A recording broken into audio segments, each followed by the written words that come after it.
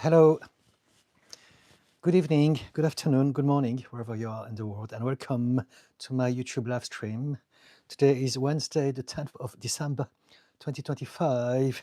For those who don't know me, I'm a therapist and coach, and I come here as best as I can, twice a week, every Wednesdays and Fridays from 6 to 8 p.m. UK time to talk about mental health, therapy, psychology, human behavior. And so, if you watch this live, if you don't know what I'm about, what I'm going to do, I'm going to start the live stream by reading and commenting on my own post, and hopefully that will give you an idea of what I do. And for those who are catching up on the live stream on replay, I'm here every week. And so let's get started. The first post that I want to read goes like this.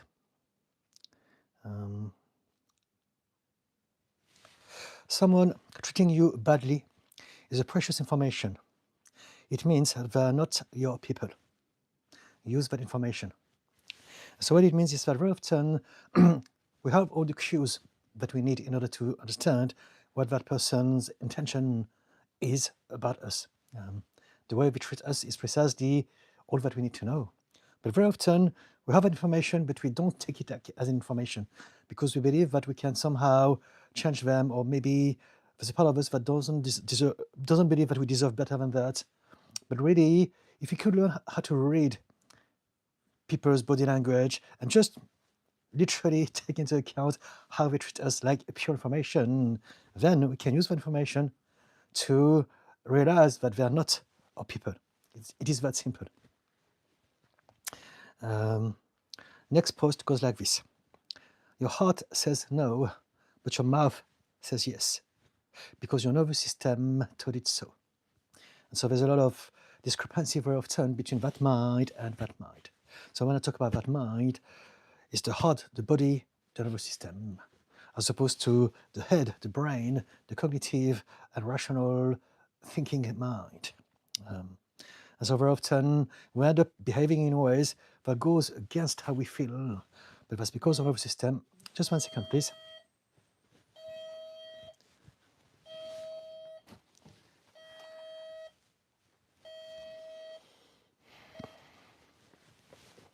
Sorry about that.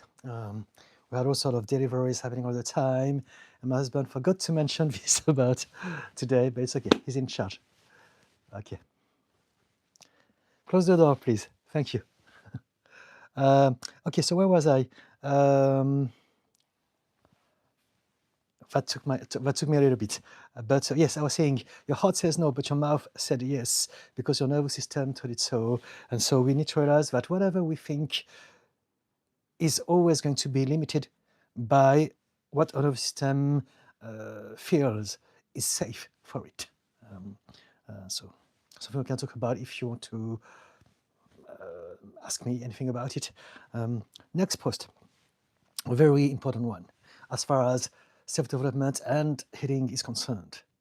You can change the past because the past is only a story, and there are many ways to tell the same story. And so very often people say you can't change the past, you need to move on, and it's not true.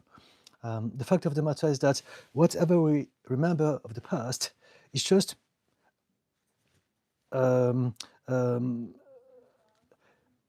how can I say, we never remember exactly what happened in the past. What we remember is the copy. We remember the last time we have thought about it. This is one of the principles of neuroplasticity. We don't remember original events. We remember the last time we played it in our mind. And what it means is that every time we think about something, it changes a little bit.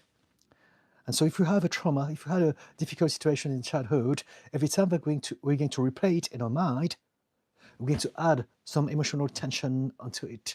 And even though the situation back then was already horrible, over time it's going to be even worse, because every time we're going to add some more anxiety, some more despair and helplessness in that memory. But that also explains when we have some good memories that are amazing, it's the same process.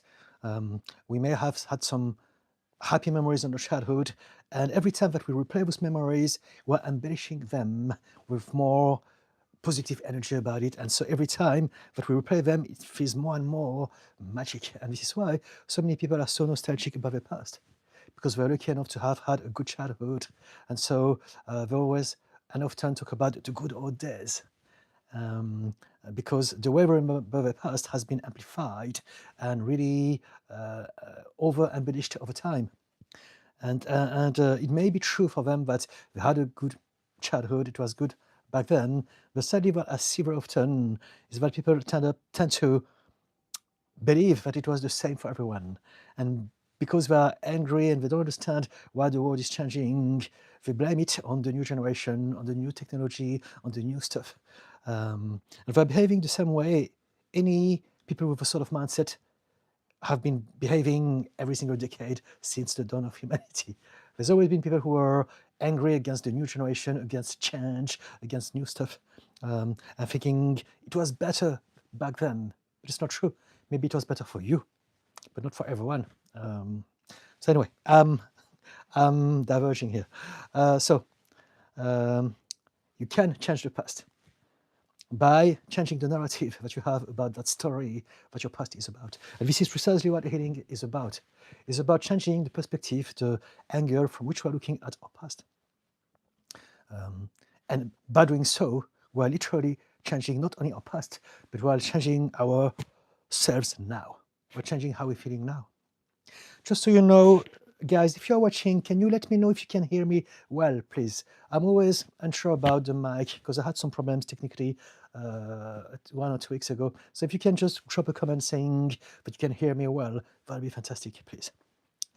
Okay, let's move on. And also, just so you know, if you are new to the channel, I always start my live by reading and commenting on my own comments until you ask me questions about yourself. As soon as I have a question, I drop everything and I talk to you guys. So if you have anything you'd like to ask me about relationship, depression, anxiety, overthinking, anything at all in regards to mental and emotional health, just ask and I'll do my best to give you some specific recommendations as much as I can. Hearing you well from Sargon. Thank you so much, Sargon. Next post. The genius of religion was to get people to believe that critical thinking is bad. And so this is really, really, really clever from them because I've created a circular way of thinking. How do you know that God exists? Because it's written in the Bible. How do you know that the Bible is the writing of God? Because it is, right? And they're not able to question it. And again, I'm not dissing religion nor the Bible. I have no problem with that. I have a lot of my friends who are very religious, lots of different religions. It's not about the religion, it's about how we practice it. And we need to really separate fact and truth with belief. Belief is, I'm choosing to believe in Allah, in Jesus, in Krishna, or in whatever God, and it's okay. But if people are taking this as fact, as truth, now they're actually missing the point. The whole point of religion is that we must demonstrate faith. And so it's a personal thing, it's a personal relationship with God, it's a personal journey. And so that's why I'm talking about this like that. I want people to realize that it's great to have a spiritual life. I do as well, I believe in a lot of things. But we need to separate fact and belief. And if our belief becomes a fact, it's also okay.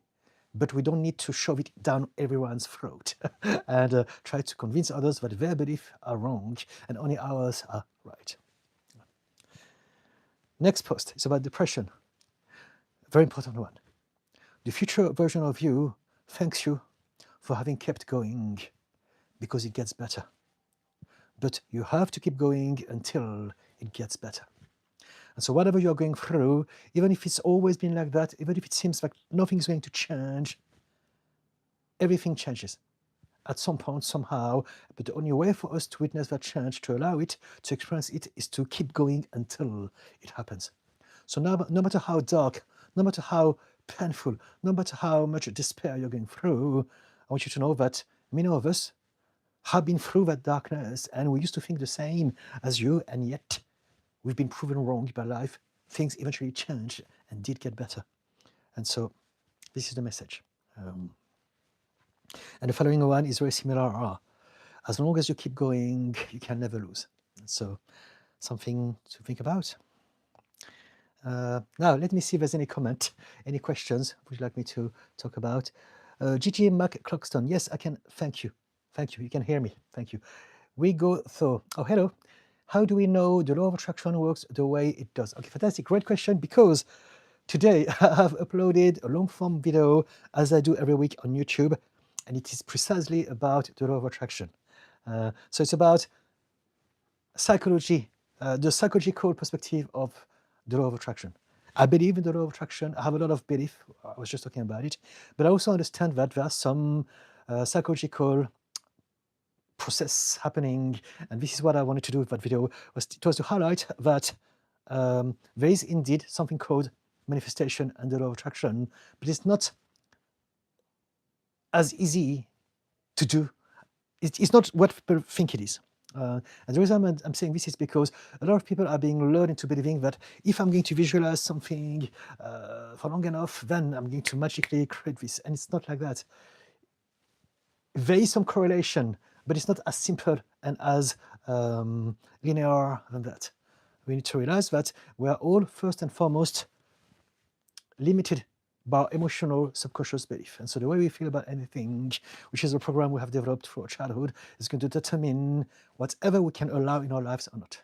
And so in other words, for us to manifest anything, we need to have our emotions to be aligned with what we want. And so let me read your question again. How do we know that the law of attraction works the way it does? So the way that I define it is that it's not like we attract something. Manifestation is what we have created. Your life is a manifestation. Your whole life is the literal manifestation of who you are. What you think, what you feel, what you believe, your behavior, everything that is about you is going to create your reality. It is that simple. The law of attraction and manifestations is not a system that allows you to choose what you want to attract in your life. It is no more or less than the principle of cause and effect. It's like karma.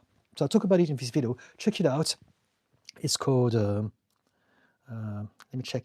I put it today, so I forgot already. It's called The Psychology of Manifestation in 10 Minutes. And on the thumbnail, it's written, Unmasked the Law of Attraction. Something a bit sensational to get people to click on my video. And so it's not that we create things voluntarily.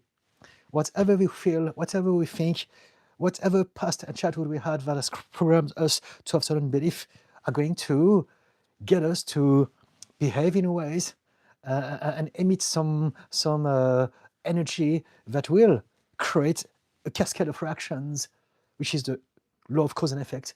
And basically everything about our life is our manifestation. It is that simple. And so if you want to manifest the things that we want, as opposed to the things that we believe we should have based on our program, then we want to address our belief. So this is basically the main message of that video, is to address our subconscious blocks or subconscious triggers, all of those aspects of us that are at any level, not only the most important things that we must address, but also the most problematic things in any aspect of our lives. Understanding the subconscious is really key to healing and growth and any type of development. So yes, so how do we know that the law of attraction works? It depends what you mean by that. The way that I define the law of attraction is that it works because we attract who we are. We attract what we are, what we think, what we feel, what we believe.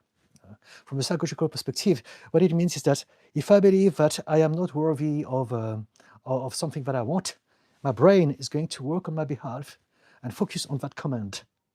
Whatever we tell our brain gives us. So our mind or brain is the same thing. The brain is the physical aspect, the physical thing in our skull. The mind is the brain at work. And so essentially, our mind works for us on our behalf. It's our servant. And we suffer because we don't know this. But it gives us what we ask it to give us. So if I say to myself, I'm not enough, I'm not worthy, I'm not lovable, I don't deserve the good things in life, my mind will get this and go say, okay, You're not enough. This is who you are. And it's going to basically not only get me to focus on that comment, make me feel disempowered, but it's also going to filter out anything that goes against that narrative. And so it's going to prevent me from seeing the things that I can see that will help me get what I want. It will prevent me from feeling what I need to feel in order to get what I want. The mind is very biased. And if you can understand how it works, everything becomes much, much easier, both at a psychological and spiritual perspective. And when I say spiritual, I mean law of attraction. So yes, did that answer a question? We go. Sargon, thank you. We go through. I know, haha, it's regarding a video. Okay, thank you. Did you watch it? Did you watch it? Sargon, what do you think about physical pain, living with pain, also our own manifestation? Yes, yes. I mean, nothing is just this or just that. But yes, I mean, there's a lot of different ways to look at it. But pain is an electrical signal created by our brain. And so we have some nerves in our body that are going to capture some information out there, but really the experience of anything is a creation of the brain, and that includes pain. So now, of course, it's going to be difficult to ignore pain if someone is going to hurt us. But what I'm trying to say is that we can work on understanding our body-mind connection better, so that we can actually have a different experience of pain that may be slightly better. This is possible. And there's also ways to experience pain without making it worse. Very often when we have pain, we are going to create suffering out of it. So the pain is there's something that is tangible that I'm feeling, and the suffering will be me somehow holding that pain in my body by thinking about it or by believing that it's part of me. And now we're going to get a pain that was only meant to be temporary, to stay longer unnecessarily.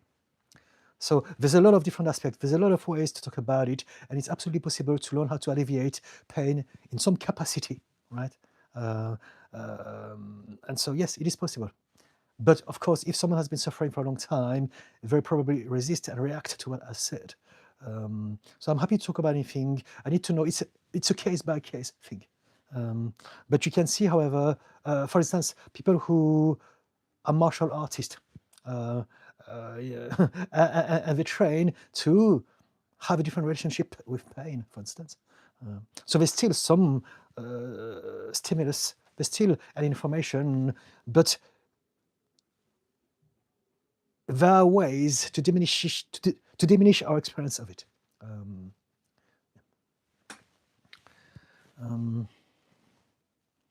So yeah, we go through. Thanks, it's difficult to wrap my head around it, and my mind is scared of what it can attract.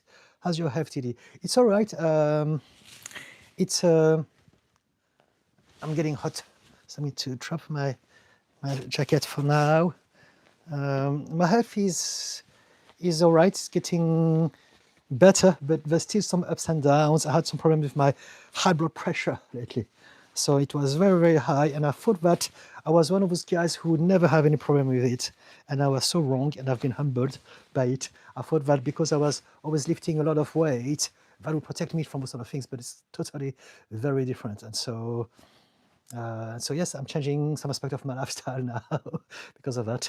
But yes, as I talk about every now and then, whatever happens in our life is just happenings, and we can decide that it's either a curse.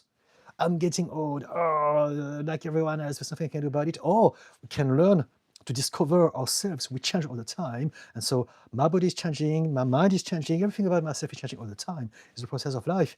And so how can I ameliorate? What can I make the most of what I'm now? How can I understand better that new body, that new mind, that new self?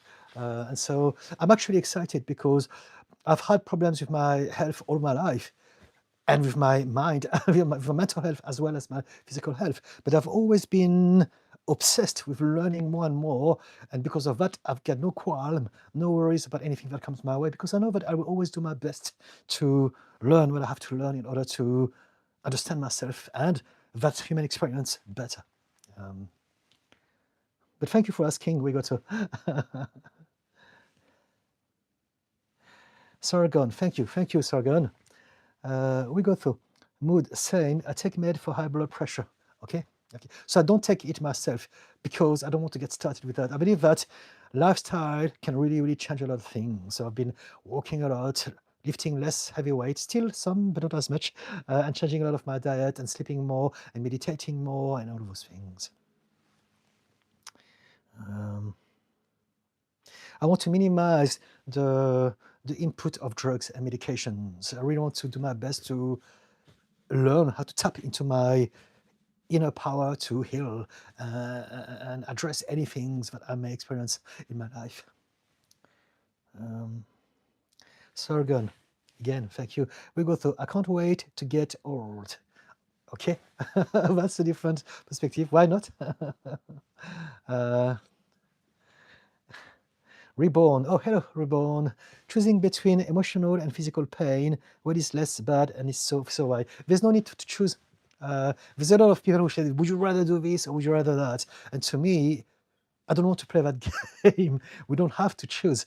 Life is going to throw us some physical pain, some emotional pain, some all sort of different challenges, but we never get to choose anyway. And so I think it's better, it's healthier to just learn how to deal with each situation as they arise. But I don't want to play those games because to me it makes no sense. I don't understand. Choosing between physical and emotional pain, to me it's the same. It's very similar. An emotional pain is a physical pain. It's something that you feel in your body. Right? Pain is physical and emotional. For me, it's the same. There's no such thing as mental pain. Pain needs some nerves to be felt so that we have that qualification of pain. We can suffer from mental inability to think and do certain things, to function, but we're not going to suffer from that. We just won't be able to do certain things. The suffering comes from the frustration of us not being able to do that thing. And so emotional. The pain will be an emotional pain. And so, yes, I think both physical and emotional pain are just as bad.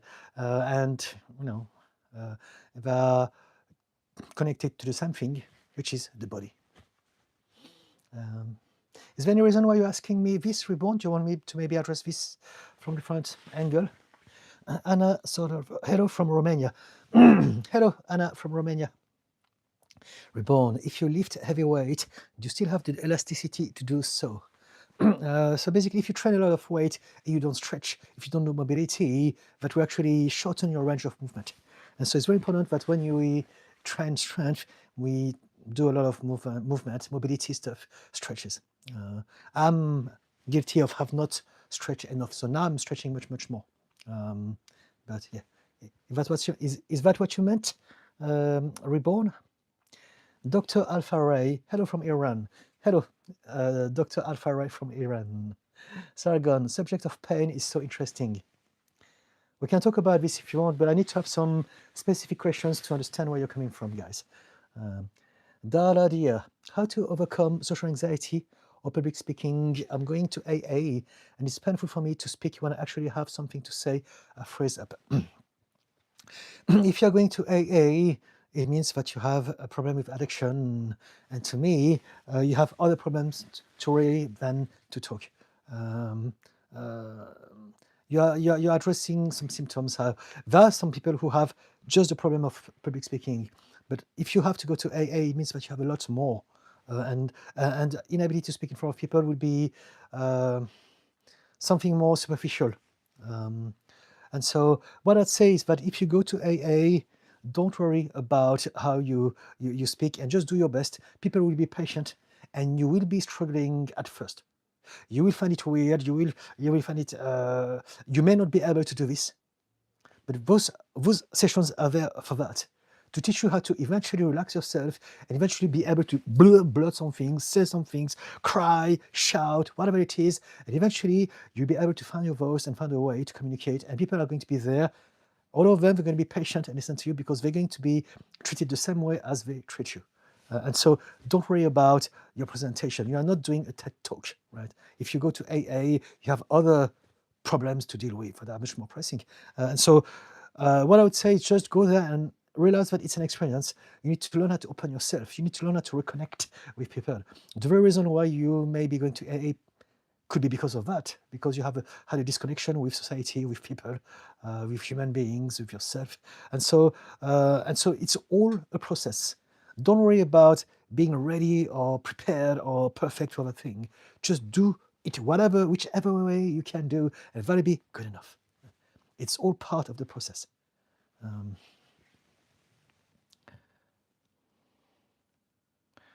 Yes, if you go to AA, of course, that'll be understandable that you may have social anxiety, because that could be all sort of the reasons, the package as to why you need to be addicted to something in the first place. Thank you for the little hearts. Anna thought forever. Emotional pain for a long time can lead to illness and death. Actually, I've been there, now much better. Okay, I'm glad that you're in much better place, and I agree with you. Emotional pain is directly related to anything that happens in your body physiologically. Now more than ever, we are able to realize how there's such a strong connection with unhealed emotional wound and also repressed emotions and very physical chronic pains, chronic illnesses, any type of problem that we can have are connected more often than not to some emotional imbalances. And so a lot of it is to do with trauma, but also emotional repression. When we're not able to express ourselves, we're not able to get angry or to cry or to let go of those emotions that are so important for us to process, then we are going to create a lot of disturbance in our body, and that will affect our organs and our immune system and any aspect of our health over the years. Added with stress and anxiety. Jay Clark, I like your voice. Thank you so much. Daradia, thank you, I understand. Thank you, Daradia. Reborn, when I'm too kind to my workers, they don't listen. When I'm too strict, they don't like it as well. What's the solution in your view? It's about learning how to be more emotionally intelligent. So I'm not saying that you're stupid. I'm not just saying learning how to understand emotions better. It's the intelligence of emotions. That's what I'm trying to say. And basically learning how to, it's not what you say, it's how you say it. And so when your workers react to you, it's never because of what we say.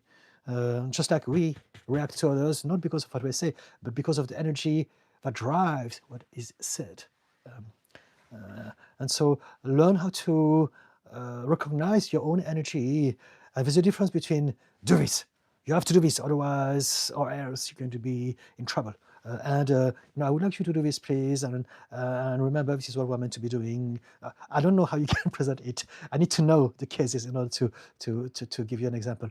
But it's about how you say things more than what you say. And so you want to basically develop a good relationship with them, so they know that you have some sort of connection with them. You don't see them just as workers. They're your team. They're people with whom you work with. Together you are creating something.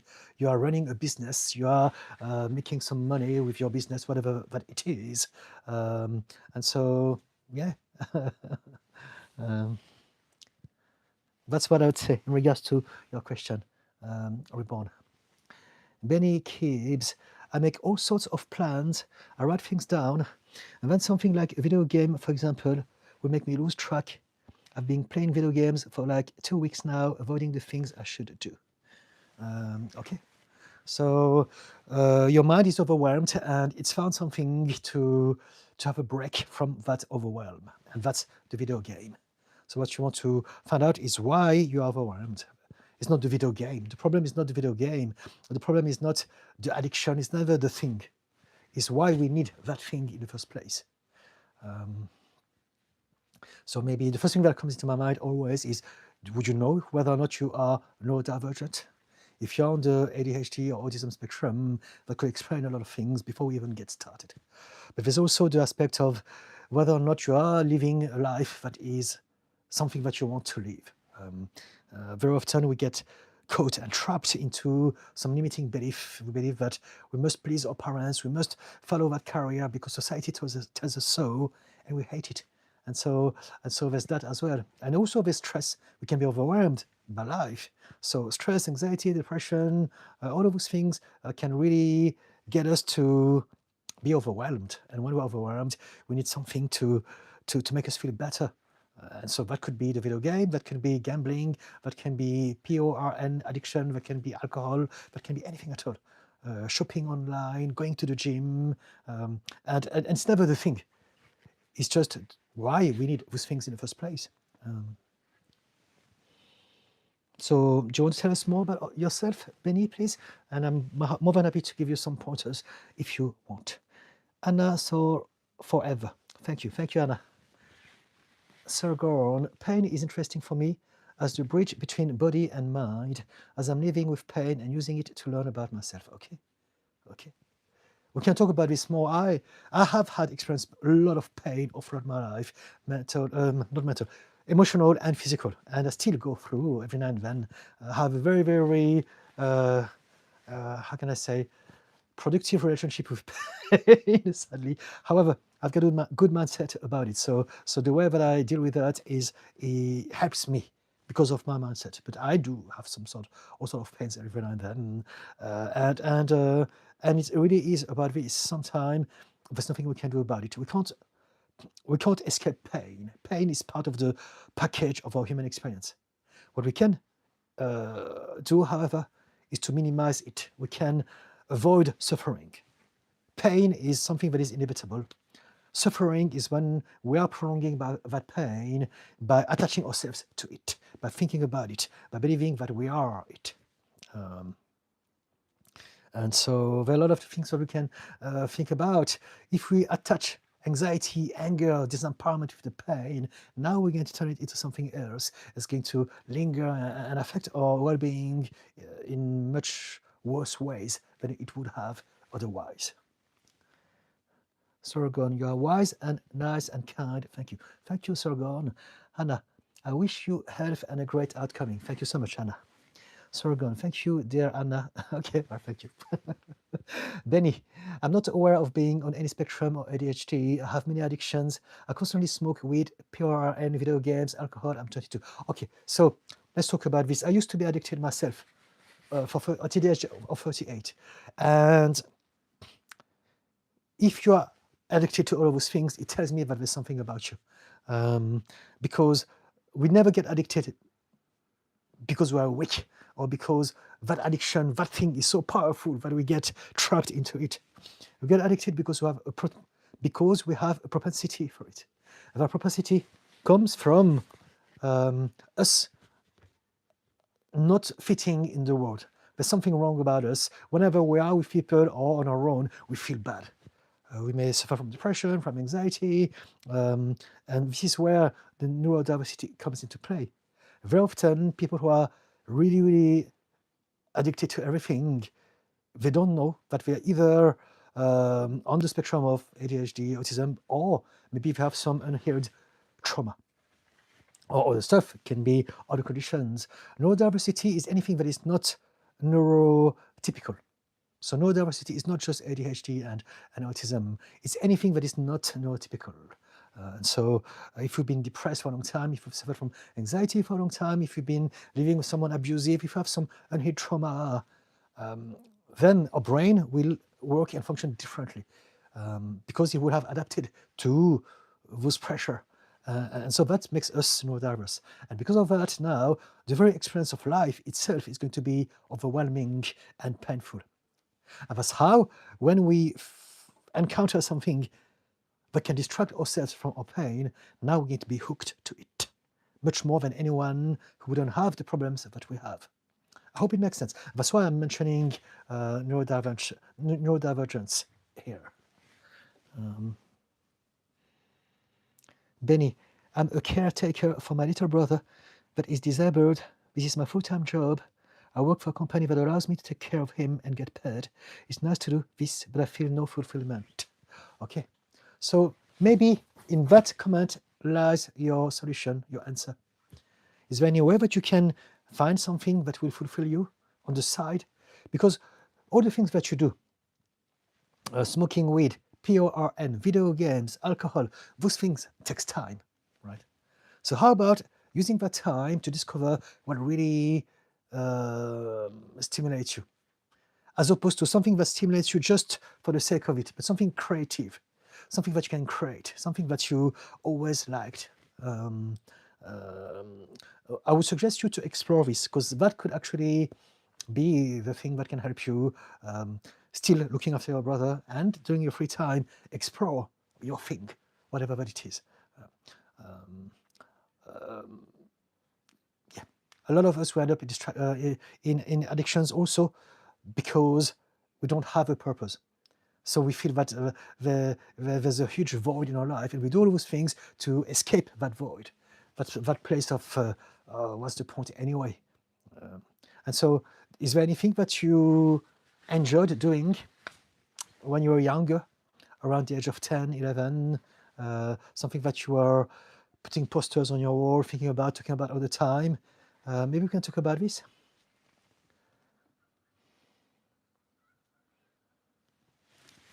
Reborn. When you go to bed, do you carry worries and thoughts with you, in your dreams? If not, what has changed?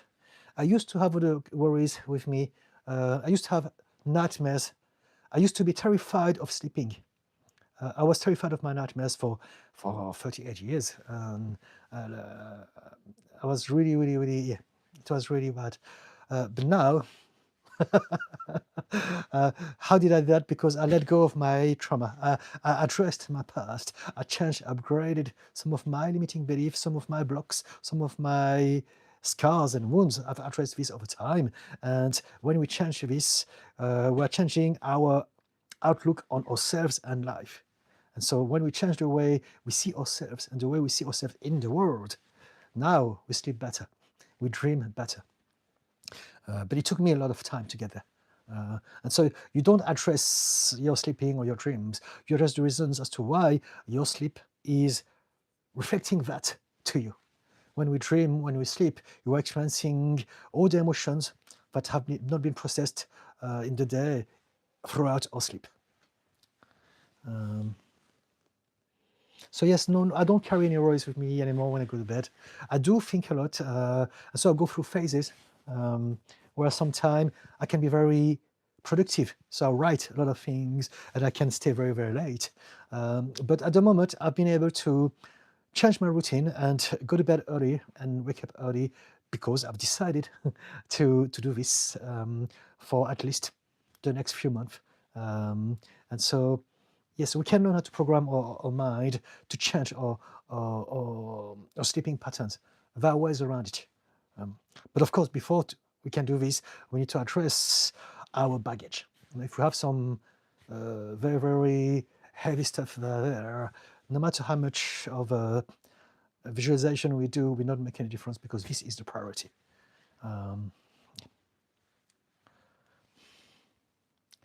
Fudu, if things go bad, how do we start again? It depends. I need you to be more specific, please.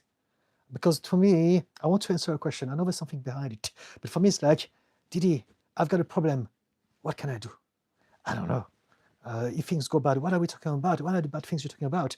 How do we start again? We don't start again. We evolve, we grow, we continue, we adapt, we adjust, we recalibrate. This is what we do. Life is ongoing. And so maybe that's what I can talk about based on what you say, okay?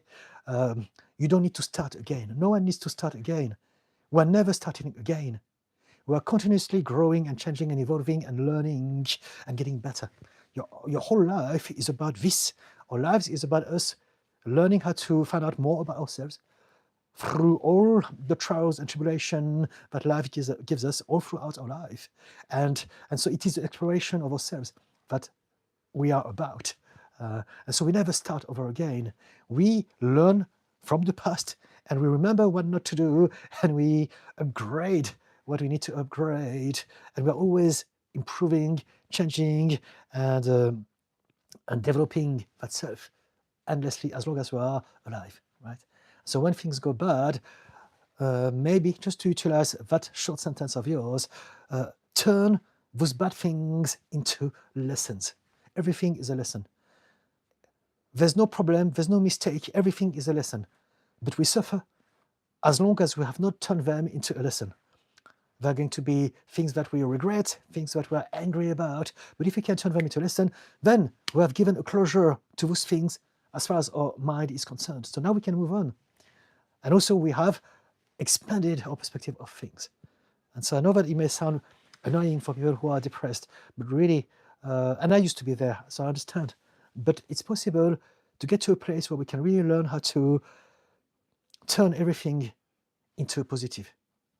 It's hard, it's not easy, it takes a lot of skills, it takes a lot of repetition, it takes a lot of investing ourselves into that process, but it's possible to learn how to literally use everything like an opportunity for growth. And if we can do that, if we arrive there, gosh, life is fantastic.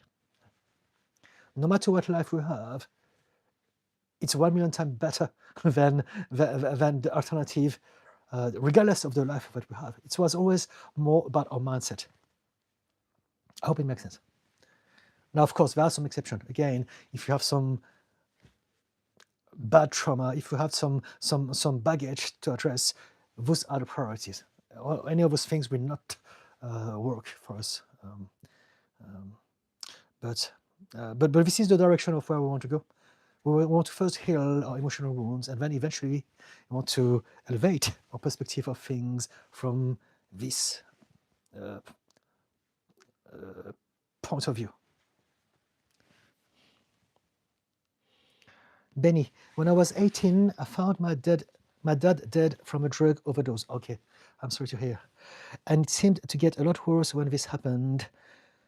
Okay, so yeah, so that will explain, not directly, but it explains to me the sort of childhood that you had, and that is intense. So that will explain that it would have somehow disturbed, in some ways, the development of your brain, to the point that now you need to be addicted to all of those things.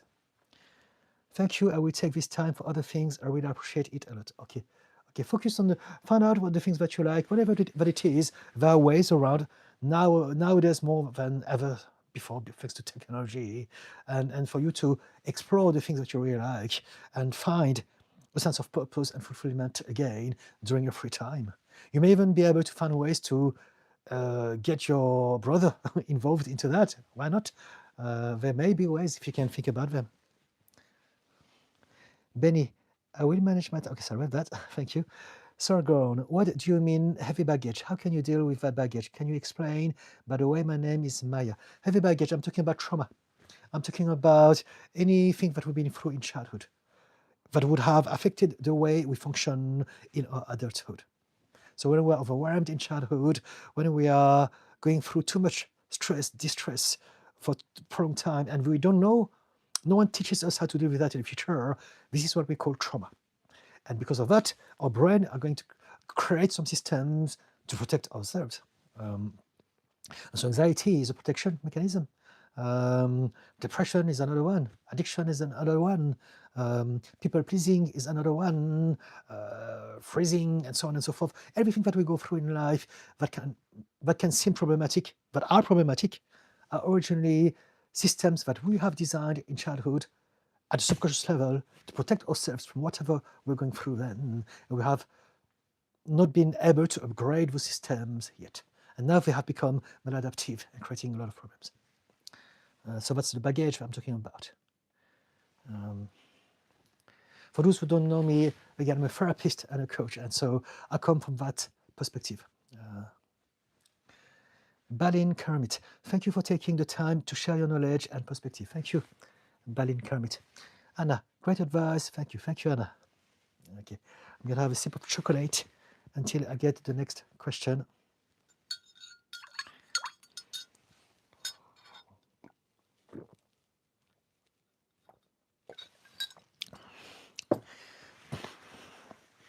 There said hi, hello.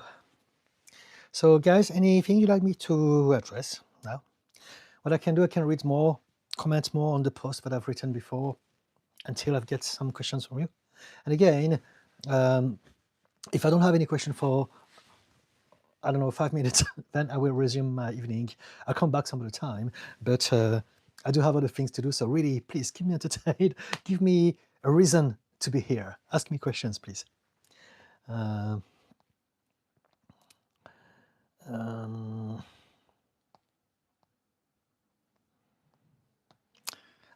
a post that I put today that I really enjoy, and it goes like this. One of the greatest lies is that we needed a reason to be happy. And so we believe that happiness can only exist if certain things happen. And I know that it's very counterintuitive and it's going to sound weird, but in reality, happiness is our normal state. And we're not happy because we're looking in the wrong place. To be happy, we need to stop creating unhappiness. So how do we do this practically? By practicing gratitude. Instead of thinking my life would be better if I do this, if I have that, if I lose a stone, if I get the job that I love, if I find someone that loves me, or any of those things, then we're never going to be happy. But if we can realize that life can always be better, but it can also always be worse.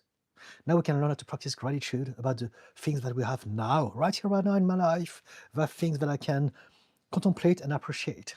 And it may not be as big, as good, as amazing as I want it to be, but if I can appreciate it for the beauty of it, then it's where happiness starts. There's always going to be better, there's always going to be worse. What matters is how we look at the things that we have, how we look at our lives. Even if I have a condition that is chronic, that gives me pain all the time, there's still ways to look at things from a position that makes us feel a bit better about ourselves. And it's for us to learn how to do this. If we can do this, now we can find happiness right here, right now. Unless, of course, there are some exceptions. If we live with someone who is abusing us, if we live in a country at war, if we live in extreme poverty, there are some situations where we need to survive. And so there's no happiness there. It's all about survival. But for the vast majority of us, we don't realize that we tend to be on a state of survival for no need for it. We can appreciate what we have and chill and realize that what we have is already good compared to a lot of people. A lot of people would do anything to have the things that we have and that we are not happy about.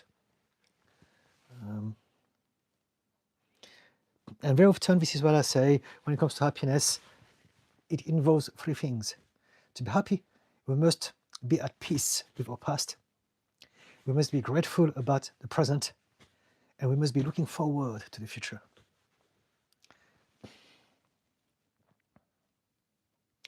Gigi McGlockton, thank you, Didi. Goodbye. Okay, bye-bye for now. Jagged Little Girl. Hi, Didi. Hope you are well. Hi, everyone in the chat. Hope you too are doing well. Thank you. Reborn. Our mind is programmed. The negative things prevail over positive. Is there a way that we can program our mind to see predominantly positive instead of negative? Yes. Yes, you're right. We are programmed to be negative. No, it's not that we're... It is true.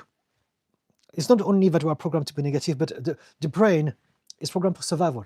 Let's explain it like that. And so what it means is that in order to survive, what is the priority? The bad things. The bad things are dangerous. They're the things we need to survive. The good things, they're good. There's no need for the mind to worry about it. And that's why the mind is always focused on the bad things and not the good things. So we have a negativity bias, indeed. And this happens at many different levels. First, our brain is programmed to keep us to survive, so it's going to always highlight the bad stuff. If we had 10 encounters in the day and 9 was good, 1 was terrible, at the end of the day, we will only remember the bad one. And so this is one of the ways we can explain the negativity bias. But also, society is designed in such ways that everything is about doom and gloom. Even the language, I've read somewhere a long time ago that both in English and Spanish, there are twice as many words in the dictionary to describe negative things, disempowering things, rather than positive and uplifting ones.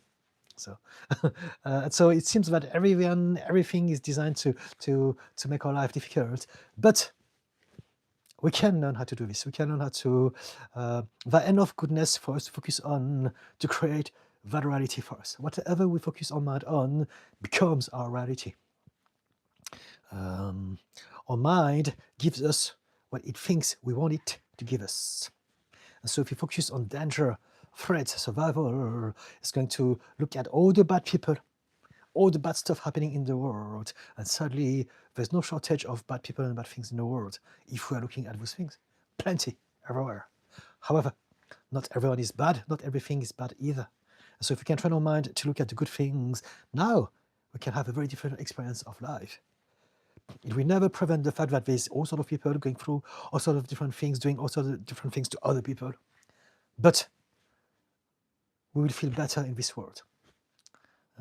When I look again at the terrible things happening in the news, which I limit my exposure to now, instead of focusing on the bad guys, I focus on the good guys who are fighting the bad guys.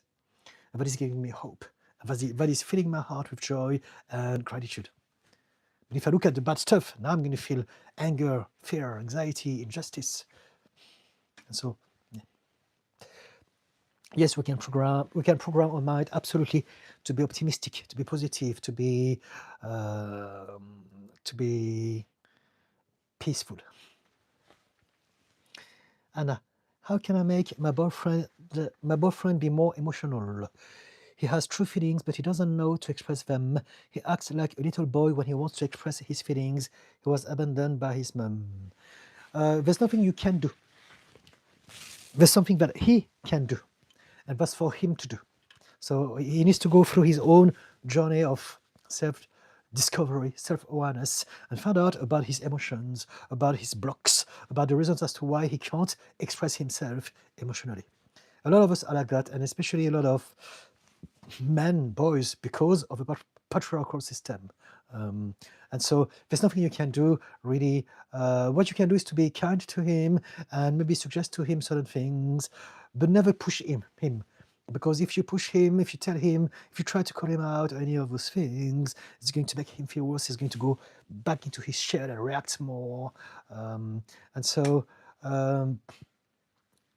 you cannot make anyone be more emotional. What you can do is to lead them, to get them started on their own journey of self-awareness, do some therapy, read books about psychology, practice meditation, do all sorts of things so that he can reconnect with himself, with his emotions, with his body, with his past. And eventually, as he does his work, he may be able at some point to finally express himself emotionally. For some of us, it's very, very difficult. And so we're all different. It all depends. But yeah, it's for him to want to do this. If he doesn't want to do this, then you will have to ask yourself, do I really love him? Am I ready to accept that relationship where he may never be emotional, he may never be the way that I want him to be, or not? There's no right or wrong, but it's really about you realizing and asking yourself, what sort of people do I want in my life? Do I love that person enough to meet him in between, or to be patient, or to help him out? Or maybe do I deserve someone who is already there? What do you believe you deserve, or what do you believe you want? What matters is not your boyfriend. The real conversation is you. How do you see yourself in relationships? What do you believe you should live in your life? Very often when it comes to relationship, we attract people who are reminding us of our own parents because of whatever relationship we had with them in the past. And so do you believe that maybe your parents were also emotionally unavailable? Because that could explain why you're with someone like that as well. Now, again, there's no right or wrong, but it's about understanding the mechanisms as to why we do things, and so that we can really understand our choice. Sargon, trauma. Most of the cases are out of reach, difficult to reach. Yes, they are difficult to reach because it's complicated, and because we don't understand much about the mind. What we understand about the mind that works has only been in the last few years, maybe 20 years. Before that, most of the things that were deemed the science of psychology and understanding the mind was wrong. It was erroneous. It was barbaric. it was medieval, it was terrible. And so now we are starting to have some tools that work, but there's a lot of confusion out there. And so it's possible to heal from trauma. It's absolutely 100% million possible. But it's about finding the right person with the right set of tools and go through the work. So now there are a lot of systems like the one that I use. I'm a therapist myself, and I utilize a system called RTT. And it stands for Rapid Transformational Therapy, and it's a blend of hypnosis, regression, and belief reframing at a subconscious level. So basically, we address things from the subconscious mind. Trauma, they don't live in our head. They live in our nervous system, in our body, in our subconscious mind. And so now, with the tools of hypnosis, with the tools of meditation, with the tools of all sorts of systems that address the body, we can address trauma. It is possible. But it's for you to find out what works for you, with whom, when, how, all of those things is for you to find out. But it's possible. Fudu, any tips on how to maintain daily meditation? Yes, snoring is bad for you, I am sure. Yes, for you to maintain daily meditation, you must find a system that you enjoy. It's that simple. If you think of meditation or anything else like a chore, I have to meditate, oh, I've got to do this, then it's going to be difficult. There's going to be some resistance. And so choose a type of meditation that is simple, easy, and enjoyable. Oops. This is my motto. Everything in my life has got to be simple, easy, and fun. Otherwise, I don't want it. And so what it means is that there's a lot of different ways to meditate. Find something that is simple and easy and enjoyable, and then you will have no problem doing it, because you will not do it because you have to do it, because you have to look after your mental health. You're going to do it because you want to, because it's simple and easy and fun, you enjoy it. And so that's the tip. That's how I would say. One of my favorite way of meditating is walking meditation in the park. I love it. I just walk and I'm outside. I had a fantastic one last night. It has rained, so there's a lot of smell and there's a lot of wind as well. And I felt like I was a bird. I was walking in the middle of the trees and the squirrels, and it was fabulous. And just that is a type of meditation. And I was super cheered after that. And it's one of my favorite things to do. And it's so simple and easy and enjoyable. Don't worry about putting some Indian music and some incense and a special cushion made from some, I don't know, from Nepal. And all of those things, they don't matter. When you are ready to move on to the next level of meditation, you will. But by then, it will have become something that you want to explore. And so the first thing is to really get yourself to enjoy it. Right? There's a very beautiful quote that I borrowed a little while ago, and goes like this: The job of a swimming teacher is not to teach kids how to swim. It is to teach kids how to enjoy water. That's the first job. And once you enjoy the water, the rest will follow eventually at some point. And so it's the same with meditation. It's the same with any changes we want to do. If you want to change your lifestyle, I want to have a better nutritional habit. I want to go to the gym. I want to do this or that. I want to start a new project, business, whatever. We can do this if we can find a way to create a system that is simple and easy and fun. That's it. We struggle because we believe that everything is hard and complicated and it's boring. Right? So there you go. Does it help for the reborn? If we think positively in general, do positive things tend to happen? What is your view on the law of attraction? So yes, if we think positive, then our mind is going to be designed to focus and notice the things that are positive. And so experience will become more positive eventually. Our mind, literally, I talked about it at the beginning of this live streams. Our mind is designed to give us what we ask it to give us. And so I was watching a video from different coaches, and it's a system that a lot of people do, and it's a great one. If I ask you, I want you to look at all the things in your room that are brown.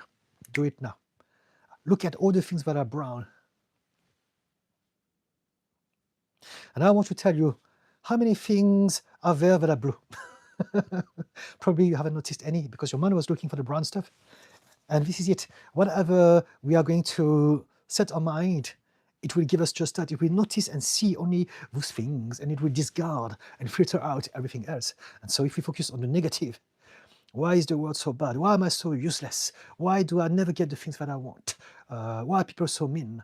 My mind is going to find out, let's find out why people are mean. Let's find out why I'm useless. Let's find out why I can never get the things that I want. And it's going to find out all those things for me.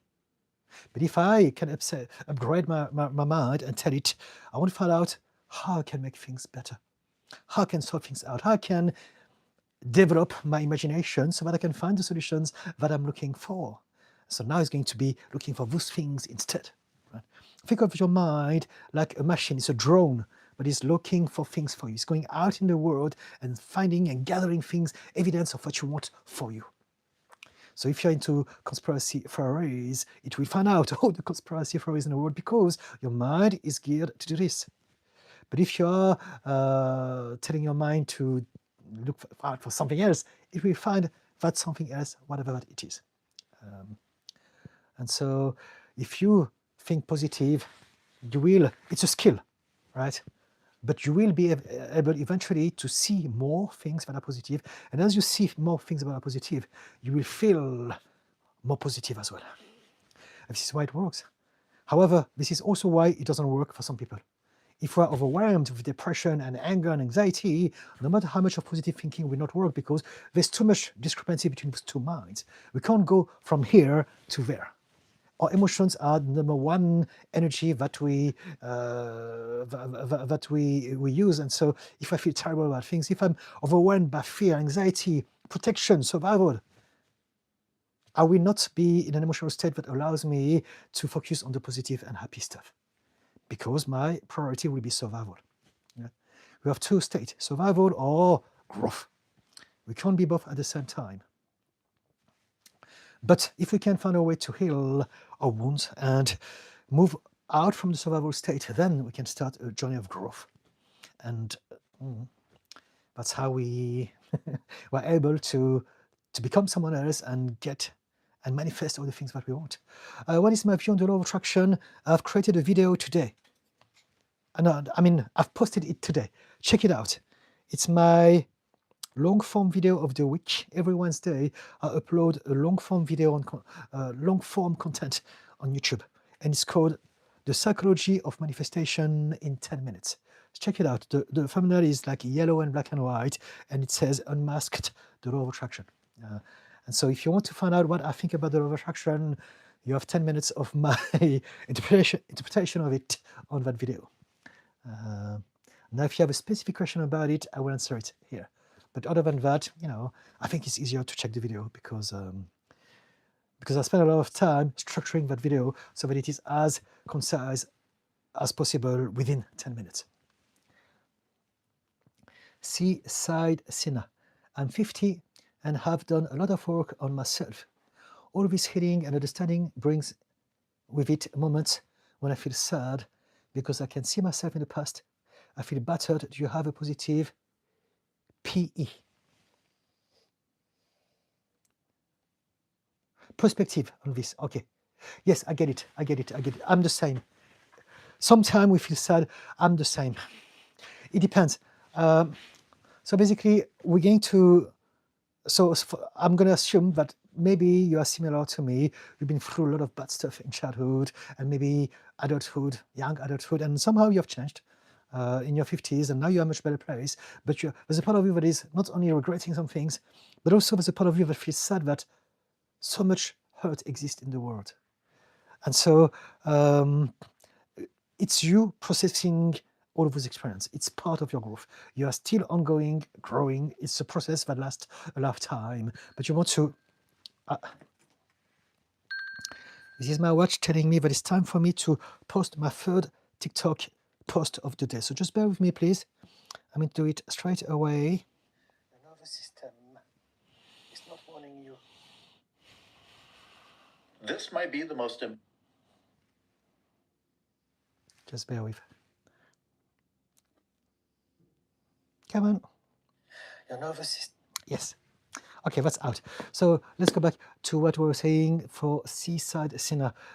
So sometimes I'm feeling the same. Sometimes I reflect on I have some flashbacks of my childhood, of the things that happened to me in my teenagehood or my young adulthood. I'm like,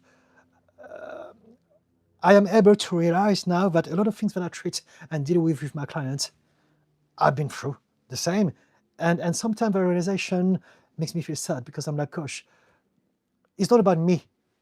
It's about the human nature, the human experience. Sometimes I am overwhelmed by so much sadness, so much hurt, so much pain that is that is part of our human experience for so many of us. When I look at the news, when I listen to my clients, when I think about my own past. But what we need to do is to have an emotional intelligence about that and feel the sadness, feel the anger, feel whatever that you are feeling in that moment, and then let it go. And then move on to the next moment and realize, okay, I have felt that, I let go of it. So now I'm going to focus on now. I'm going to focus on being grateful for what I have now. I'm going to focus on developing that project, those things that I'm trying to create in my life now. I'm going to focus on directing my mind where I want to direct it. And so if I feel like I want to spend more time thinking about the past and delving into those emotions, it's okay. It's no problem at all. We want to feel those things. There's nothing wrong with feeling sad. There's nothing wrong with feeling anxiety every now and then. There's nothing wrong about feeling angry, feeling helpless, because they're all experiences. The problem is if we are stuck into those states. Now that's a problem. Right? But if you just experience it for one moment, I'm remembering this is how it felt. Oh, it's terrible. I didn't know what to do. It's so unfair. But then, this is life. What matters is that I found a way to come out of it, and now I'm able to help people as well. So this is what I'm going to choose to focus my mind on. And now, because of that, I'm feeling better about myself. I hope it helps. Does it? Seaside Sinner? Anna soared forever. We will go to therapy, but it's hard to find a good therapist. Yes, but it's for you to do. It's your journey. And this is always what I tell people. There's not one therapist or a therapy protocol that will be able to help everyone. It doesn't exist. There is, however, at least one person with the right system for you at this point in time in your journey, and it's for you to find out who that person is, what that system is. So it's a journey. It's for you to go online. Nowadays, more than ever, it's easier because internet.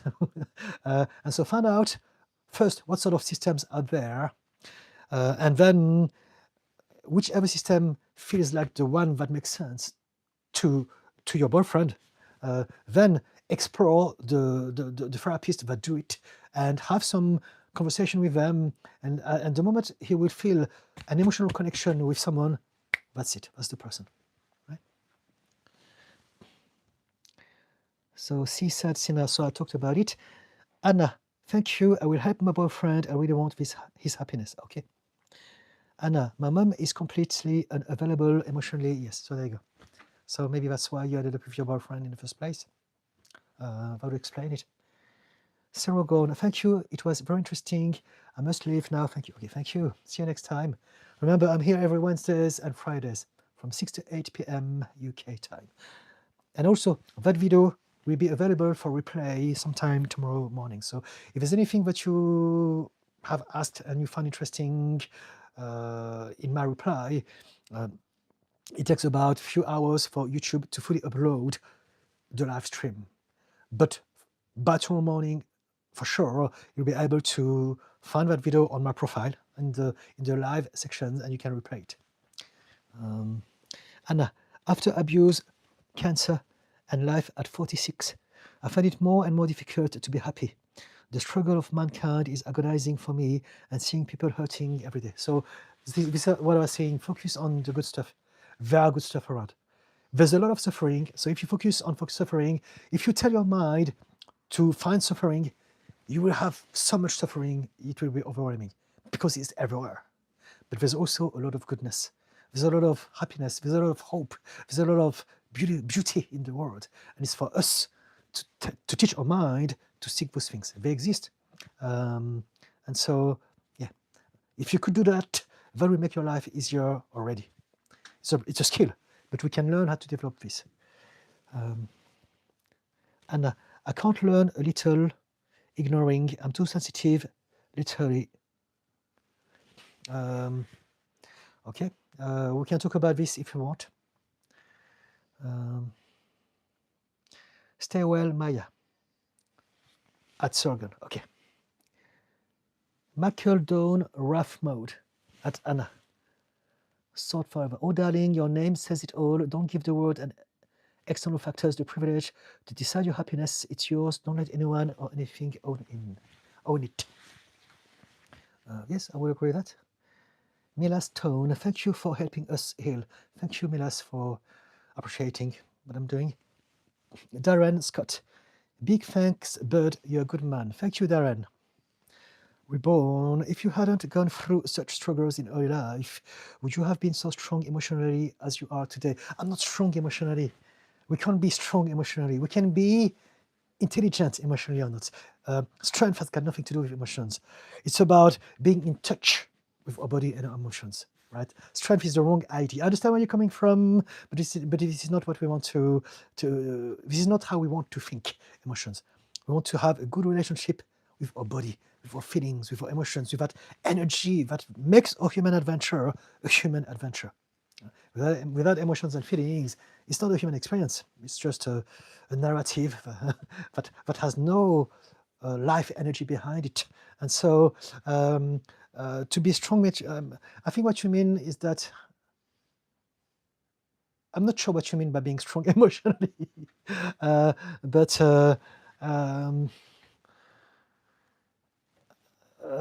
what I'd say is that you're asking me if I didn't go through so much struggle, would I be who I am? No, because we are all the result of what we go through. However, I do not want to glorify the bad stuff. We have to stop saying things like, what doesn't kill me makes me stronger. It's not true. This is absolutely not true. And a lot of people, they fall into a trap because trauma doesn't kill you, but it doesn't make you stronger either. And it's the same thing with depression, with anxiety, with all sorts of things that are terrible.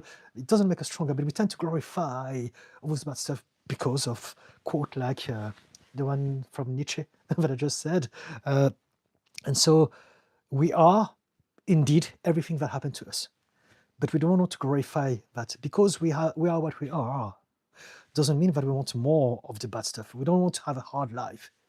Some people do that. They say the good things in life are only things that comes at the cost of an effort. And it's not true. A lot of good things just happen like that. Simple, easy, by chance. Healing is not always painful either. Sometimes it is, sometimes it isn't. It depends. You want to stop glorifying hardship. This is what I'm trying to say. You want to learn how to be kinder, essentially. Anna Soar Forever at Macdone Rough Mode. Thank you. My name is Sorana, translated as Sister Anna. I'm trying every day because maybe it's because I never had a really close person in my life. Seaside Sina. Oh no, I just was outside for a moment. It's okay. You can watch that video on replay, right? Tomorrow morning, that video will be available to be replayed on my YouTube channel. Mackledone at Anna. Oh, I read it wrong. So forever. Sorgon, where are you from? Me? I was born in France. My genetics is Chinese, if you're wondering. And I've been living in the UK for 29 years now. Honey Tolparov. Didikan, no problems, just love watching you. Your energy alone is good. Thank you, Honey Tolparov. Sorgon, it is very generous of you, this live stream. Of course. It's my karma payback. So I come here every Wednesdays and every Fridays, right? I missed one last week because I was overwhelmed with work and also my health, all sorts of things, my life. But I do my best to come here every Wednesdays and Fridays. So remember this, if you need some help, if you know anyone who does, get them involved, subscribe on my channel, follow me, and keep coming and asking me stuff. Chrissy Tenneman, hello. Jagged little girl or trauma shaped us, but it does not define us. True. Nothing defines us because we are constantly changing. Or we are literally designed to change and evolve and adapt and adjust to everything. And so if we have a need to be defined, we're going to hold ourselves back to a sense of identity, but would not necessarily be helpful to us. A lot of us, we do this. This is why I'm an Aries, ascendant Taurus. I like this, I don't like that. I'm like mom, not like dad. I hate this. And we are creating that personality because we need to have a sense of self. But some people even internalize problems like, oh, I always have headache, have the worst headaches. And if someone says, oh, I've got headaches as well, he's going to say, no, my headaches are worse than you. Now they're going to kind of glorify even the bad stuff because it's part of their identity. And so we want to realize that there's nothing about our personality that is fixed. There's nothing that we can't change. If we need a sense of self, it's because we need to have some sort of reassurance about who we are so that we can understand the world. If I understand who I am, I understand what the world is about, because whatever the world is about is in relation to how we see ourselves. I hope it makes sense. And this is one of the secrets of therapy. Everything about our life is down to how we see ourselves in this world. If we can change how we see ourselves, we are changing our relationship with the world, therefore the world subsequently.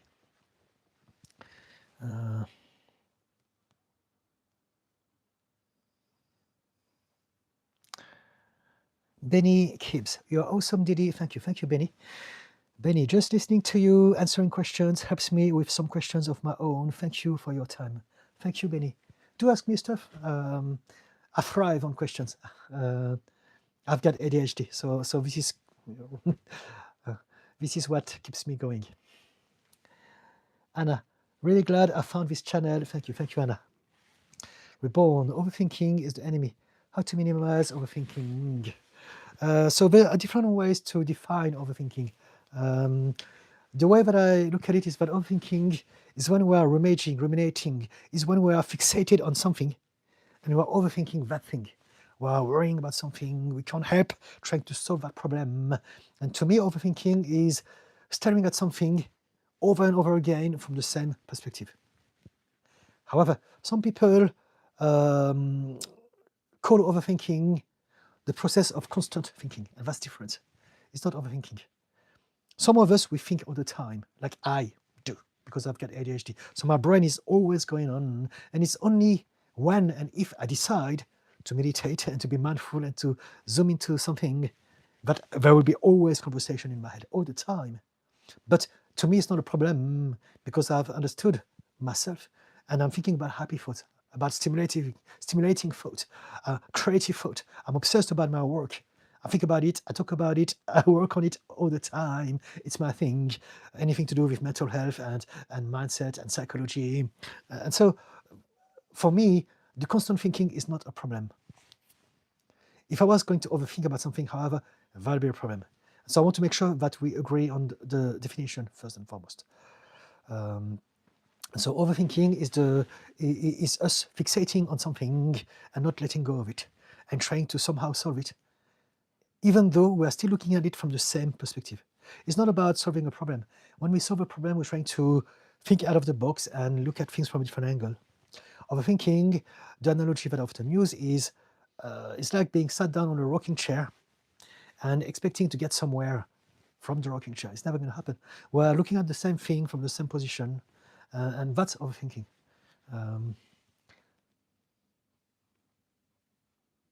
So how do we deal with that type of overthinking? By realizing that staying on the rocking chair is not going to help us. Just that is where everything starts. Realize that overthinking is not going to provide us with the solution, with the reassurance.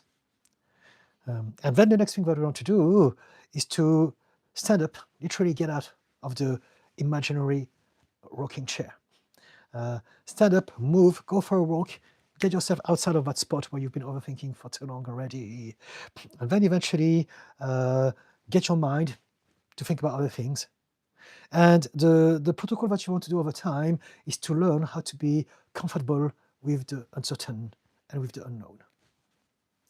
When we do that, eventually we don't need to overthink things anymore because we are able, over time, to surrender to the universe and realize I don't need to be ready for everything. I don't need to worry about everything. I don't need to have the illusion of control anymore. I can trust that I'll be all right. No matter what comes my way, I'll be able to deal with that with who I am in the moment.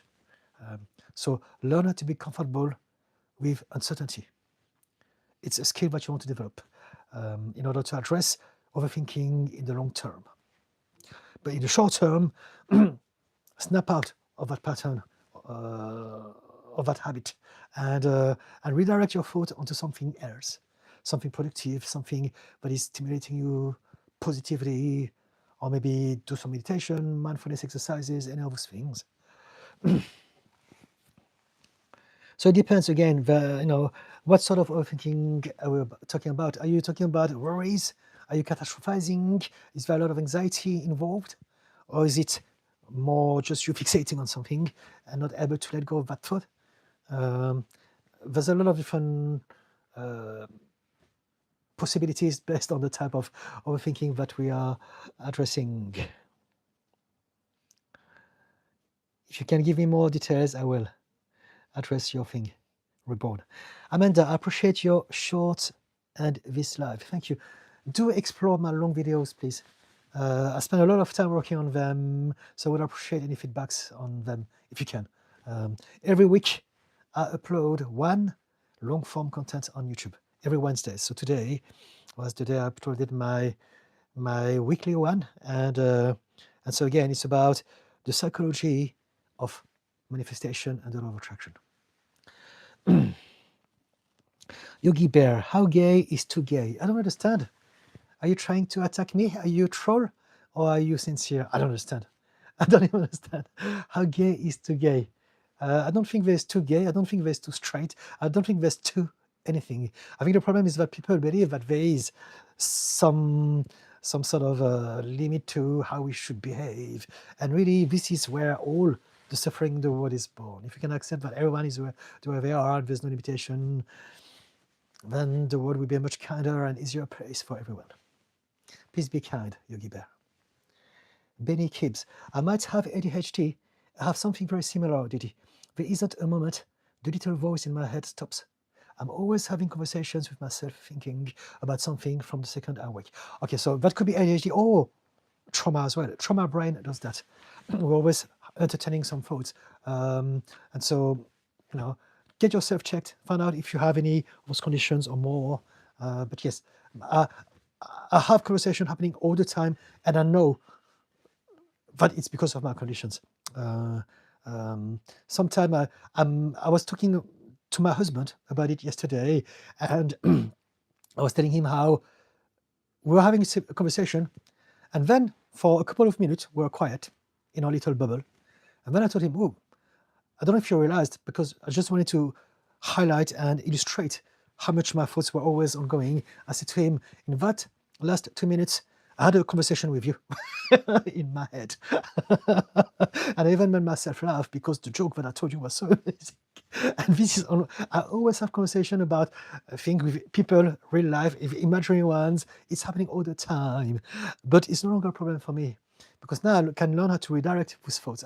I can have an awareness of this. I can realize every now and then, it's happening again. So now, what sort of thoughts do I want to have? I know I'm going to focus on that project, that train of thought that I started this morning about that topic, that conversation that I had with that client, how I can help them, or any of those things. And so this is how I exploit my incessant trains of thought, by getting them to work for me. But yes, it is ongoing. I have imaginary conversation with myself, with people, imaginary and real people, all the time. But I'm happy now because I have no problem with that anymore. In the past, I used to suffer from that because I used to think, what's wrong with me?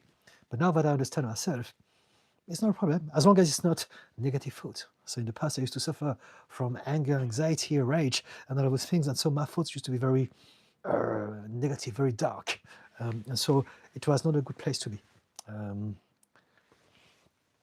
Very dark, but also a lot of negative self-talk. So I used to hurt myself in the way I talked to myself constantly. So yes, Benny, we can talk about this if you want. Anna, gay is never too gay, as a woman is never too sweet. Thank you. I think that we are never too much. We are which that we are. The only thing is that we need to choose the right people we are going to be with. If someone is too much for you, maybe that person is not for you. So hang out with people with whom you are aligned energetically. There's someone for everyone. Yogi Bear. Okay, let's see what you have to say. But if gay is never too gay, then being too straight, including not liking gayness, is also limitless. Yes, no, there's no problem. There's no limit. You can be straight. You can be whatever you want. I watched last week, I was talking about it already, a video of Piers Morgan confronting someone who is pro-trans and saying, yeah, but what if, so Piers Morgan was saying, what if I'm deciding to be a black lesbian? Would you accept this? I would. If you want to be a black lesbian, Piers Morgan, I've got no problem with that whatsoever. Why is it a problem for you? This is the question. So if you want to be straight, be straight. If you want to be gay, if you want to be a unicorn, if you want to be plain or whatever, it doesn't matter. I don't mind. I'm happy with whatever you want to be. I accept it all, as long as you're not going to hurt others or yourself. That's it. Anna, too straight is not homophobic in my opinion. Benny Kibbs, I will watch your new videos. Thank you, Didi. Thank you, Benny. And let me know in the comment what you think about it, please. If you have any questions, guys, for long-form content, also ask me. I literally do that. I take some inspiration from the people who comment on my short videos. But if you have a topic that you would like me to address in the space of, I don't know, 10 minutes, I'm more than happy to do this on my next long-form videos. Jagged Little Girl at Yogi Bear. I don't know, can any one person too much of one thing? It's like asking me, am I too ADHD? What's too much? I agree. Yogi Bear. So if too gay doesn't exist, then too straight can exist, and then it is chaos. Yes, yes, chaos is good. The universe is designed on chaos, right? People have a problem with chaos because they're scared of the unknown. They live in fear, the fear of losing control. Things must be in order. We have to have laws, regulation, and it's true that we need laws in society. But there's a lot of things that we don't need to control. And so religions and people, what other people do is none of our business. So of course we need laws, because otherwise that would be problematic. But we don't need to get people to behave in any ways if they don't hurt anyone. And so to me, it's not chaos, it is acceptance. It is tolerance. It is open-mindedness. It is kindness, compassion, empathy. It is how we should be running that society. Yogi Bear, my ADHD has ADHD. Okay. So for some of us, we need order. If we have OCD, some level of anxiety, if we're on the autism spectrum, we need things to be predictable. And so there was around it, but we need to realize that if we are like that, it's not because the world needs to change. It's because we need to understand our relationship with the world.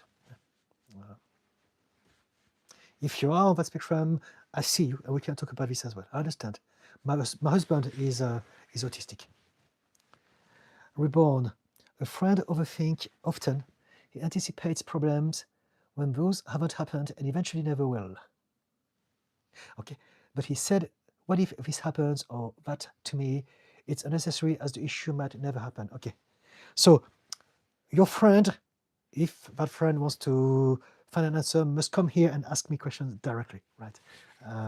Because otherwise it's he said, she said, and we don't really know what's going on. And so instead of extrapolating on imaginary assumptions, I think it's better to talk to people directly. We're all different and we all have different ways to address things. There are all sorts of reasons as to why your friend could be like that. That's what I'm trying to say. So if your friend really has a problem, I would invite you to get your friend to join one of my future live streams so that he or she can ask me, or them. Yogi Bear, I only ask because forcing a person to accept others seems like too much, don't you find? No one is forcing anyone. It's true, forcing would be terrible, but it's not true that anyone is forcing anyone. This is the rhetoric, the propaganda of the right wing. It's not true. No one is forcing anyone. No one can force you to utilize a pronoun. No one can force you to say my name properly. No one can force that. But this is what the right-wing propaganda are using to get people to hate on LGBT people, to hate on the foreigners, to hate on the walks, to hate to anyone who is different. It's not true. It's a total lie. No one is forcing anyone. This is absolutely not true. People are suggesting, if you care about me, if you like me as a person, I would prefer that you use those pronouns. I would prefer that you call me by my name, but you don't have to pronounce my name correctly, for instance. I would prefer XYZ. But if you don't, then you're telling me that you don't see me as a human person, and you're telling me basically that we're not going to be friends, and it's okay. We don't have to be a friend with everyone. If you find it difficult to connect with people who are different to you for XYZ reason, it's your choice, it's okay. You don't have to. It's a big world out there. But it's not true that anyone is trying to force anything to anyone. It's all lies, absolutely lies. It's not true at all. A lot of the reasons as to why people are hating on minorities is because we believe the propaganda. Yeah. We can talk about this if you want, Yogi Bear. Anna, it was awesome hearing all this good advice. Thank you, Didi. Stay well, everyone. Good night. Good night to you, Anna, and see you next time, hopefully. Perry, hello there, I'm Perry. Hello, Perry. Mihai Vosu, how do you overcome a paradox of belief like being okay and get strength out of being alone, while we are social being and crave social contact, love, affection, acceptance, validation, etc.? Let me read again. How do you overcome a paradox of belief like being okay and get strength out of being alone, while we are social being and crave social contact? Okay, so let me try to understand. So on one hand, you believe that you get strength when you are on your own, but at the same time, you are conflicted because you understand that you are creatures that thrive in packs with other people, right? And so you realize that your life is not all or nothing. Your life is made of moments. So there are moments where you prefer to be on your own, and there are moments where you may want to go out and mix with people and interact with them. So it depends on your mood, on your state, on the moment. What's your answer? We tend to think in black and white, in absolute, this or that. And in reality, we forget one element, the element of time, the element of context and situations. And so everything is different depending on the moment and the context. So if you prefer to be on your own, which is the case for many of us, and it's okay, it doesn't mean that you have to live like a hermit, like a Tibetan monk in your cave and never go out because you're always meditating. Even them, they do that, but then they go out every now and then, they connect with people, with some people, with their people. And so it's for you to find out how you can have social interactions with people in ways that work for you accordingly to your lifestyle and your preferences. I hope it makes sense. Does it? Hi. Crystal Anders said hi. Hello. John Dickens, I appreciate your wisdom and insight. Keep up the great job. Thank you, John. Amanda, I'm right-wing and do not hate. Okay, good on you. Fantastic. Seaside Sina, thank you. Good night. Good night to you. I'm coming to the end of the thread. I'm going to stay here for another half an hour. I'm here from 68 and it's 7:30 now. So if you have any more questions, hit me. And if there are no questions in 5 minutes, I will just resume my night and I will come back some other time. Something from Perry. I've been with my buddy for 8 years and he never invited me to his home. I think he's a narcissist and think I am empath. I don't know what is going on with us most of the time. Okay, so what matters here is how you feel about your relationship. What matters is not the state of your relationship or your body. It's you. How do you feel? Are you happy with that or not? When it comes to relationship, there are all sorts of different type of arrangement. And I've come across so many different lifestyles, so many different ways to have relationships. And so if you're happy with that, why not? Some of our best friend has been living separately from their partner for 25 years, 30 years, and they function somehow with that system. For them, it's okay. And there's a lot of different variations. And so it's not about the type of relationship, it's more about, does it work for you?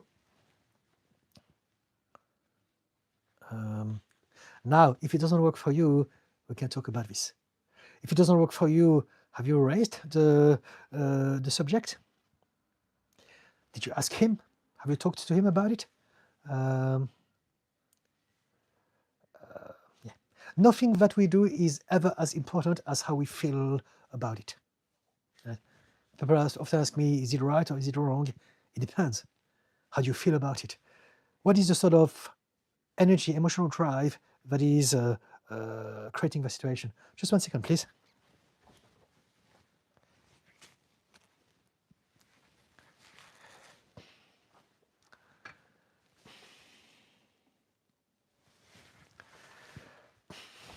I'm waiting for any more comment. I'm going to have a bit of chocolate.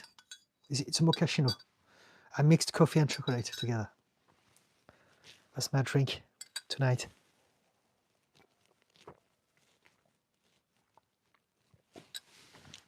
And it's lovely.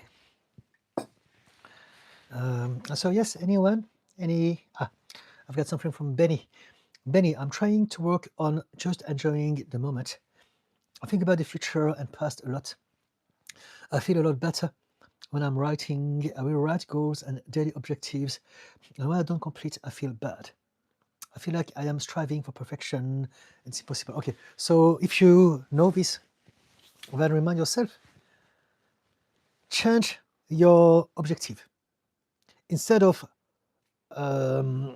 because you're trying to strive for perfection in regards to enjoying the moment. So it's actually opposite. Perfectionism is basically the idea that you are never arrived. So you need to always do more because you are never enough. Enjoying the moment is accepting that whatever you are at this moment is more than enough. And so it's opposite. So what you want to do is to change the habit of thoughts that you have. There's nothing, you don't need to be perfect. What you can do is to find perfection in this moment. So that's different. When you are mindful, you realize that perfection exists. In this moment, everything can be perfect. What is not perfect is the idea of you or the things that you are doing. Right? Because that thing is constantly changing and there's a lot of pressure and comparison. But if you can realize that in this moment, my state, my feeling is perfect. In this moment, if I'm outside in the park, that moment, smelling the smell of the fresh rain on the soil and the trees, and this is perfect. And that's it. Perfection is a moment. It literally is. Perfection, we suffer from the idea of perfection because we want to hold on to it. And we forget that happiness, perfection, or anything, nothing ever lasts forever. The nature of everything in the universe is temporary. Everything is just an experience that it is meant to only exist for that moment. And so if you can learn how to have a different relationship with all of those things and appreciate all those moments, knowing that it's not going to last, but it's okay, because life is ongoing and we will always have all sorts of experiences all throughout our life, every day, each moment, each second of our life. So now we are starting to live our life without attachment. We're going with the flow and appreciating everything. And sometimes life brings us good feelings, good experience, easy stuff. And sometimes it's a bit hard, but it's okay because it's not going to last. Nothing lasts forever. Your pain never lasts forever. Your joy never lasts forever. Nothing lasts forever. And the moment we can accept this now, it's good. It's all right because we're going to go like that and go through that ride called life, that roller coaster called life. And so perfection can be found in the moment. And the analogy that I often use cheekily is when, let's say, if I talk to my husband and I look at him and I see him and I look, what a beautiful human being he is. I'm so happy to be with him. He's so special. And then the moment after he starts to say something bitchy, the perfection gone. But it's okay because it goes ups and down, and this is it. We must appreciate and find the good stuff when they're there. And when they're not, it's okay, because there's going to be more in the future.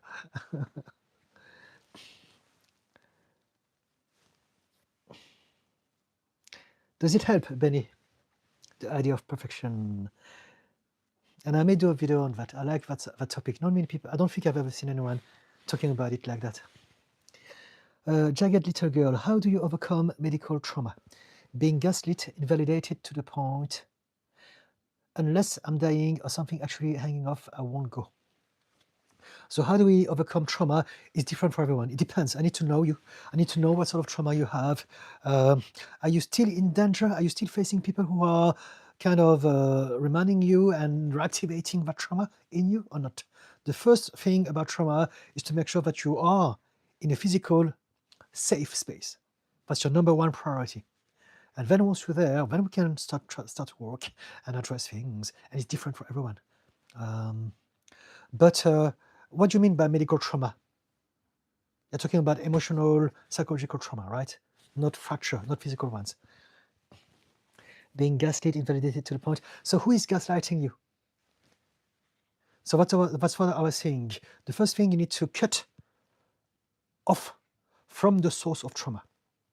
And so if you've been traumatized by your parents, for instance, and you're still seeing them, they're still gaslighting you, it's your job first and foremost to cut, because you're still exposing yourself to the source of pain, right?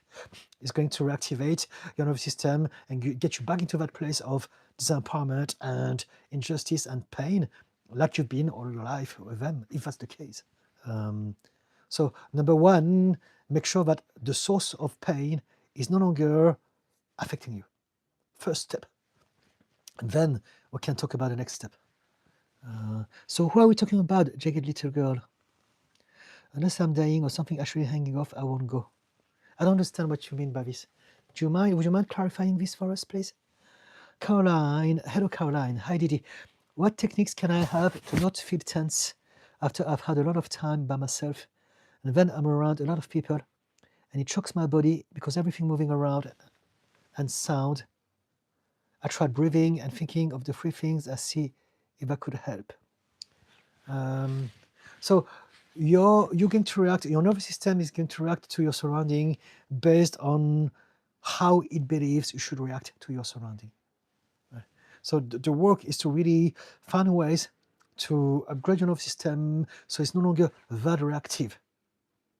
Having said that, for some of us, if we are neurodivergent, it's going to be much more difficult, if not impossible, for some of us. And so if it's not possible, or at least not possible yet, we must accept that indeed, if I go in certain places, I will be overwhelmed. And so avoid those places. We can't change everything, but we can always change some things. And it's about finding out what you can change. So again, when I talk about dealing with our problems, there's always three aspects. Number one, there's the emotional triggers. This is what we do through self-reflection, meditation, personal development, and therapy. But there's also lifestyle, as in address your body, your health, and environment. Environment is the people that you hang out with at work, at home, and society at large. And so I, for instance, if I go in a certain place at a certain time, I will feel tense as well. And I know that depending on my state, sometimes I'm cheered and it's easier for me to be in those places. Sometimes I'm not, for whatever reasons, and it will be much more challenging for me to be in those places. I accept it. I have some contingency plans.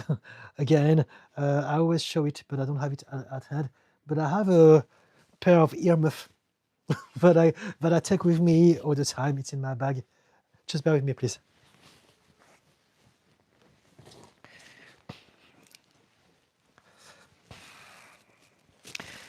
So this is my bag, but I carry my gym stuff and everything with me all the time. And in my bag, let me show you. One of my favorite thing in the world is this.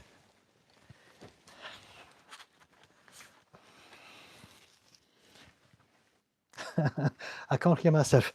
I love them. I have my earphones and I listen to music, but sometimes I need total silence. And even it depends on my state. We're all different. Emotional state, physical state, depending on how I feel, I'll be more or less receptive to my environment. But if I'm outside and I need to think about some people, like a few days ago, I went to the park and I was thinking about my work and I wanted to focus on my thoughts. And there were some people just being themselves, but even them being around and talking was too much for me. So I basically wore them in the park, in the street, I don't care. And I was in my happy space. I could hear my thought. I could connect with my thought. I felt safe, balanced, focused, and it was great. And so we need to understand our limitations and find some strategies to navigate through life the best we can based on our physiology and the way our brain is wired.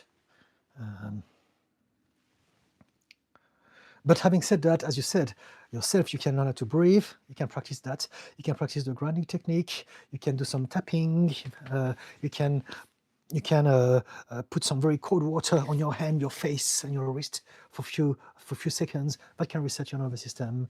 Now that it's winter time, water is quite cold from the tap. There's a lot of things you can do. Those things can help, but we need to also be aware of our own state and our propensity or sensitivity to environment every day is different. Because I seem to remember that you have some conditions, Caroline, don't you?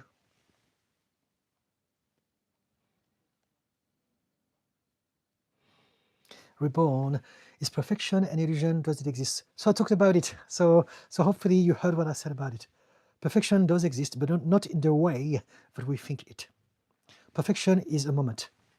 And so if you are, I don't know, if you create a project, if you're an artist, you may create something, it's perfect in that moment.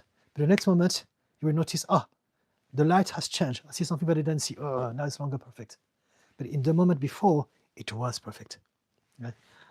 And so it's about learning how to have that mindset and capture those moments and appreciate the perfection of each moment. And this is pretty much what mindfulness is about. Jagged little girl, and this too shall pass is a good one. Yes, everything passes. The good things and the bad things. And it's a good thing. It's what we call life. We tend to suffer because we want to keep away from pain. We want to keep away from problems, from fear, from overwhelm, because we've been traumatized. But if we can realize that it's all part of the package and we can deal with those things, right? It's not about us choosing to suffer. It's about realizing that we will be challenged, but we can learn how to grow, how to overcome those challenges all throughout our lives. Then it's not a problem. As I said at the beginning of this live, everything is an opportunity for growth with the right mindset. And if we can get there, we can never make a mistake because we can learn from everything. We can never regret anything. We can never be angry about anything anymore. Because if we're angry about some things of the past or some people from the past, it's because there's a part of us that is still scared that it may happen again. So the anger is a response to protect ourselves. But if I can understand that it's never going to happen again, and if it happens again, I know what to do about this now. So now we don't need the anger anymore because we are safe. We believe in ourselves. We know that we are enough to deal with whatever life throws at us every day. Benny Keeps, very helpful. Thank you, Benny. Benny, can I give an example, if you don't mind? Of course.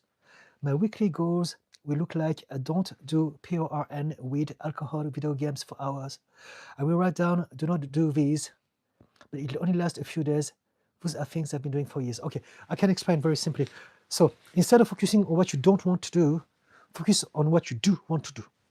Your brain doesn't process a negative. So it's the syndrome of the pink elephant. If I say to yourself, don't think about a pink elephant, I want you to not think about a pink elephant. Right here, right now, pink elephant. Don't think about it. Don't visualize. I don't want to see a big pink elephant. I want you not to think about a pink elephant wearing a pair of rollerblades. The pink elephant is not dancing disco with the rollerblade, and it's not snowing, orange snow at the same time. Just like that, you thought about it. And so your brain is a machine that gives you whatever you ask it to give you. It doesn't know no. right? If you say, I don't want to drink, I don't want to drink, I don't want to drink, all you're going to think, all your brain, your mind is going to get is drink, drink, drink, drink, drink. So it's going to be harder for you because you are telling your brain that precisely it doesn't process a negative. So what you want to do is to choose what you want to do instead and give it that instead, right? It's a tip that I give to a lot of my clients who are dealing with addiction. Instead of thinking, I don't want to eat junk food, I don't want to replace it with, I want to go to the gym, I want to create a healthy salad, I want to replace the negative and now create the picture of what you do want. And now your brain will give you that. And then as you have that image in your mind, your body will create the emotion, the feeling that backs up that image, right? So if you think, I don't want to eat cake, I don't want, cake is bad, cake, my body is going to salivate and think, oh, I want cake because cake looks delicious as far as but my mind is concerned. But if I'm thinking, I don't know, I want to be healthy, I want to feel empowered, I want to go out for a walk. Now your body is going to have a whole different emotional and physiological response to that different thought. And so, yes, thank you for their hearts. So this is a very specific and practical tip for anyone who suffers from addiction. Don't focus on what you don't want, but on what you do want. There's an example that I often talk about. A little while ago, I think in the 1990s or 2000s, there was an ad on television in the UK saying, don't drink and drive. And back then we didn't realize this, but all people would get at the subconscious level was drink and drive. So now they have replaced it with drink responsibly. So that's the difference. So yes, as long as you focus on the things that you don't want to do, you're going to make your life much, much harder. I'm sure that you understood by now, Benny, because I saw a lot of your heart, so I assume that it's you. Fudu, I think she means trauma with medical stuff. So do you want to extrapolate? Whoever talked about it in the first place, Jagged Little, is it Jagged Little? No. So it was for Jagged Little Girl. Do you want to tell me more about what you mean by medical trauma?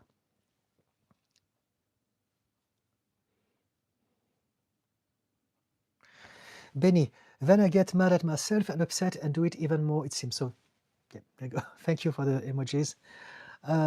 Spirit gift, Didi. Hello and thank you for what you do and how do you do it? And how you do it. Okay, love it. Thank you.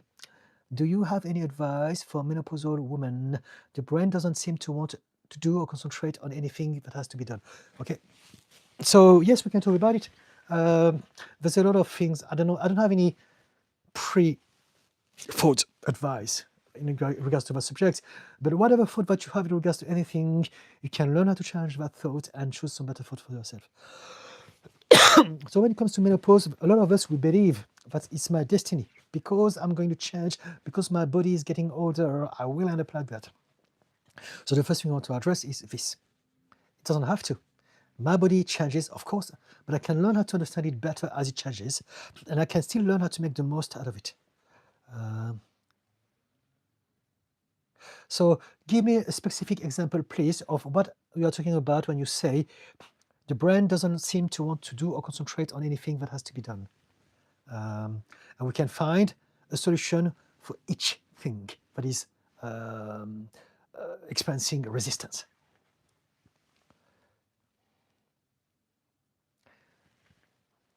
Yeah. I can talk about it at a general level, but I want you to give you a chance to give me something specific. And hopefully we can give you some specific recommendations for you. Jagged Little Girl. Woke up during a rhinoplasty at doctor surgery, but have changed the doctor and refused to speak to the doctor, but created a lot of this misdiagnosis and late ADHD ignored about my concerns over my kids too. ED denied help. It's very fragmented. I don't understand. Sorry. Can you write in very simple way, bullets point what it is? So you have a problem with the doctor. So what I'd say is don't see that doctor anymore. But Are you saying that you have a problem with all the doctors now? Are you traumatized with doctors now because of something that happened with a doctor before? If you had a bad experience with someone, your nervous system will be shaken. And for a while, you will have this. So it depends how long it's been. If it's been for a few weeks, it's normal. If it's been like that for years, it's not normal. So now we need to address it. Maybe, again, it has traumatized you to such an extent that now you can't trust anyone wearing a white blouse. So now we're talking about trauma. Robin, how do you overcome the need to be liked by everyone, thus not being authentic and just performing? You want to realize why you are like that. And you want to realize that it's a journey of self-awareness and realizing that we need to be liked by everyone because we believe that other people's opinion is important. But if you can find a way to realize that it's not important at all, when you stop focusing on what they think of you and you start to look at yourself from a different angle. We suffer because we look at ourselves from the position of others, or what we think others should look at us like. So basically, we suffer because we look at ourselves from the position of the people who hate us. And that's why we hate ourselves. If we think that we are not enough, it's because our parents, our teachers, or Buddhists, anyone in the past told us that we're not enough, and we believe them, and their voice is still stuck in our head. So it depends on the level of gravity.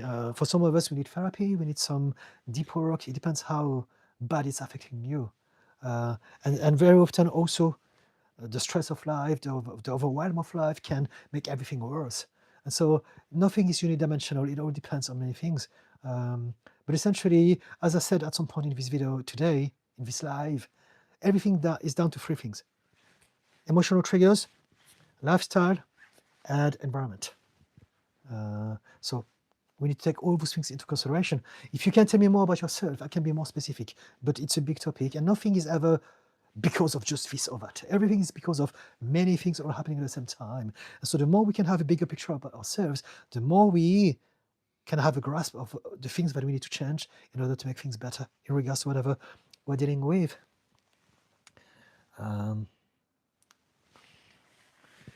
We can talk about it. Do you want to talk about why do you reckon you need to be liked by everyone?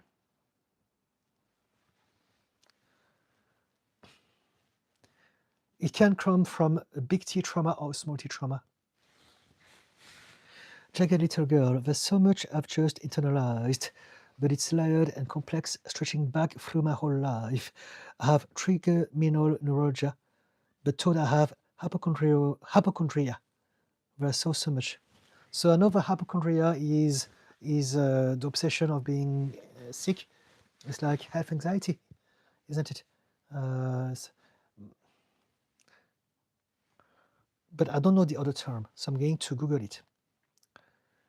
Trigeminal neuralgia. So it's coming up here. So let me read. It's a chronic pain condition affecting the trigeminal nerve, causing sudden, severe shock-like facial pain. I'm sorry to hear this. Often in the jaw, cheek, or teeth, triggered by everyday actions like touching the face, talking, or chewing.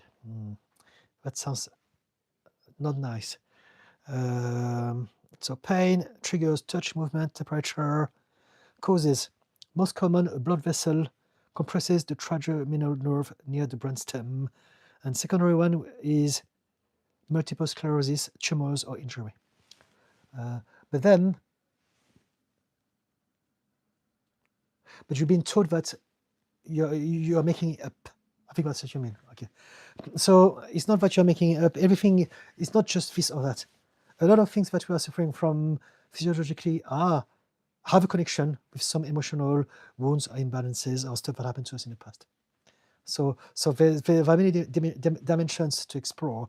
What I'd say is that if you are not satisfied with some doctors, diss them and keep on learning about yourself, seek other people, seek other opinion, expand your mind, expand your understanding of yourself at any level, physiological, but also subconscious, emotional, psychological. Understand yourself more and try to connect the dots together, and that will give you a better idea. I believe that it's a mix of everything. I believe that most of our chronic physical pain are connected to our past. Our body is responding in ways that we have taught it to function like when we were a child, and it has just developed over that, like that over many, many years. And so, yes, there is a psychological aspect to it that can be explored. Camilla, hey Didi, what kind of skills can you recommend someone who has ADHS paralysis? What is ADHS paralysis? ADHS paralysis. So let me read. It's ADHD paralysis. See, it's not ADHS, according to Google, right? When the brain freezes due to overwhelm from too many choices. Okay, yes. So let me read your question. What kind of skill can you recommend someone who has ADHD paralysis? Something that could help against that. Greeting and thank you very much. We want to realize that we have some limitations. So instead of going against your brain, find ways to make it easier on you. Your brain freezes because it wants to protect you. And so you don't want to address something that is trying to protect you, right? You want to understand why you're like that and choose a better thing to do that will not create that reaction, that resistance. A lot of us, we have ADHD and we're trying to fit into the world and be normal and be functional and do things like they tell us we should be doing things. Because of that, we suffer. Because our brain are not designed for that. So this is where lifestyle and environment comes into play. First, we want to understand ourselves, but choose a lifestyle, develop systems over time where you don't have to force yourself to do anything. Do things that comes to you naturally. Otherwise, your whole life is going to try to be someone that you're not, and it's going to be more problematic than anything. Don't let them gaslight you into believing that there's something wrong with you. If there's nothing wrong with you, society is wrong. We are not disabled. We're perfectly able. We're just not able to do certain things like they want us to do because society is neurotypical and we are neurodivergent. And so, again, emotional trigger for some things that are very problematic, like patterns of behavior, but also lifestyle and environment really are something that we want to address, especially if you have ADHD, right?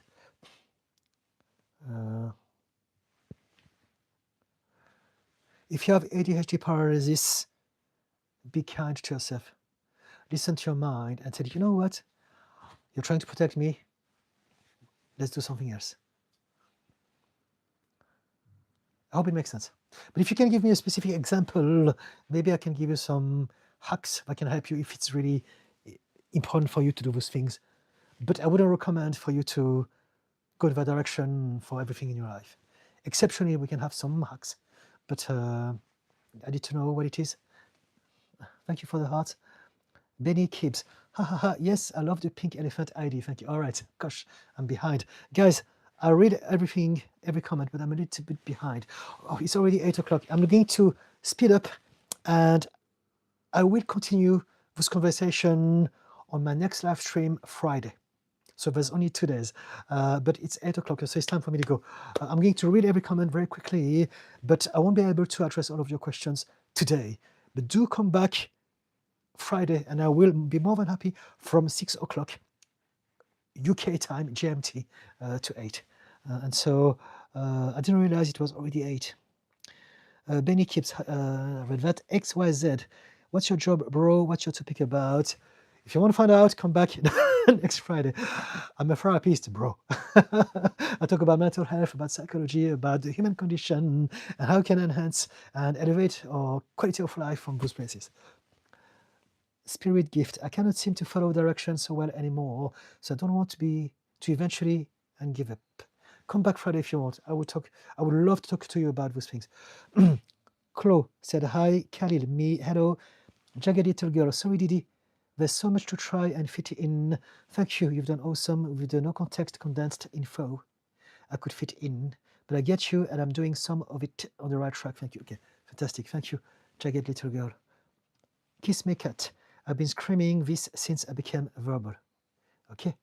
ADHD help with finding motivation, please. Friday. Come back Friday, please.